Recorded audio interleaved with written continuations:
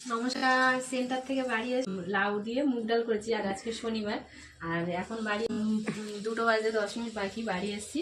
এবার এখন পকোড়া ভাজছি, মানে ডাল আর পকোড়া। এদিকে দেখুন ফুলকপি সিদ্ধ করে রেখে গেছিলাম নুন হলুদ দিয়ে, আর ধনে পাতা মানে কেটে কুটে রেখে গেছিলাম পরিষ্কার করে। আর এদিকে ব্যাটারটা বাড়ি এসে মাখিয়েছি, মাখিয়ে এবারে এখন ফুলকপি টপ টপ করে দিচ্ছি।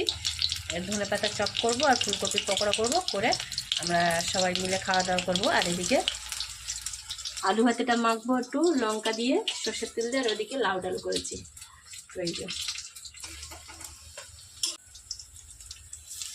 ধনে পাতার চপ বানাচ্ছি, এদিকে ফুলকপির পকোড়া হয়ে গেছে, আর এদিকে ধনে পাতার চপ বানাচ্ছি।